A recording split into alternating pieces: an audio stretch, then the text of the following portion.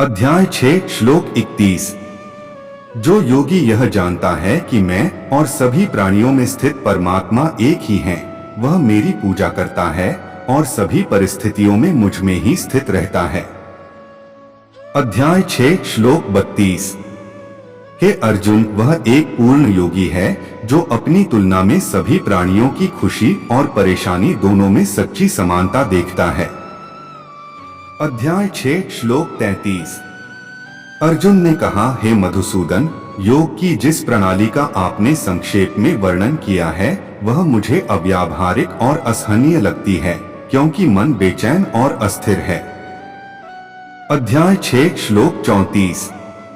क्योंकि हे कृष्ण, मन बेचैन, अशांत, हठी और बहुत मजबूत है और मुझे ऐसा लगता है कि इसे वश में करना हवा को नियंत्रित करने से भी अधिक कठिन है। अध्याय 6 श्लोक 35। धन्य भगवान ने कहा, हे महाबाहु कुंती पुत्र, बेचैन मन पर अंकुश लगाना निस्संदेह बहुत कठिन है, लेकिन निरंतर अभ्यास और वैराग्य से यह संभव है। अध्याय 6 श्लोक 36। जिसका मन बेलगाम है उसके लिए आत्म साक्षात्कार कठिन कार्य है, लेकिन जिसका मन नियंत्रित है और जो सही तरीकों से प्रयास करता है उसे सफलता निश्चित है। यह मेरी राय है। अध्याय 6 श्लोक 37। अर्जुन ने कहा, उस आस्थावान व्यक्ति की मंजिल क्या है जो दृढ़ नहीं रहता, जो शुरुआत में आत्म साक्षात्कार की प्रक्रिया अपनाता है, लेकिन जो बाद में सांसारिक मानसिकता के कारण विमुख हो जाता है और इस प्रकार रहस्यवाद में पूर्णता प्राप्त नहीं कर पाता है। अध्याय 6 श्लोक 38। हे महाबाहु कृष्ण, क्या ऐसा व्यक्ति परमार्थ के पथ से विचलित होकर फटे हुए बादल की तरह नष्ट नहीं हो जाता, जिसका किसी भी क्षेत्र में कोई स्थान नहीं होता। अध्याय 6 श्लोक 39। हे कृष्ण, यह मेरा संदेह है और मैं आपसे इसे पूरी तरह से दूर करने के लिए कहता हूँ, परंतु आपके लिए ऐसा कोई नहीं मिलता जो इस संदेह को नष्ट कर सके। अध्याय 6 श्लोक 40।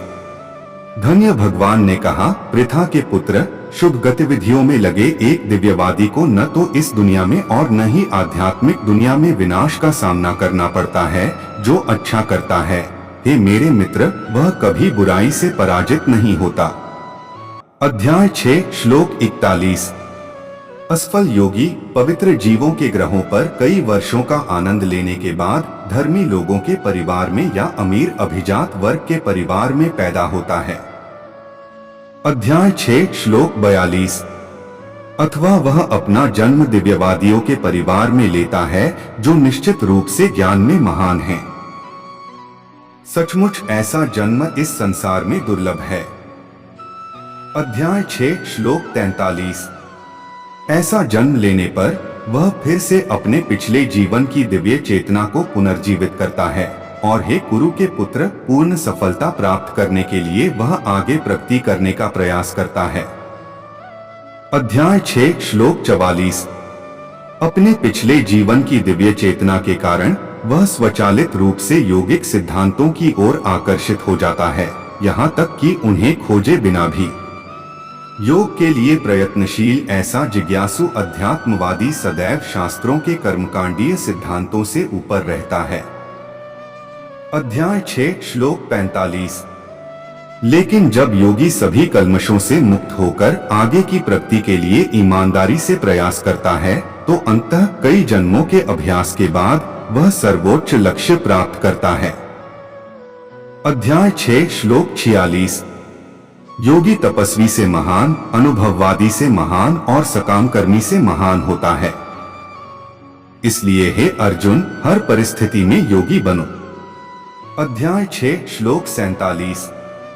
और सभी योगियों में से जो सदैव महान विश्वास के साथ मुझ में रहता है, दिव्य प्रेम पूर्ण सेवा में मेरी पूजा करता है, वह योग में मेरे साथ सबसे घनिष्ठ रूप से जुड़ा हुआ है और सबसे ऊंचा है।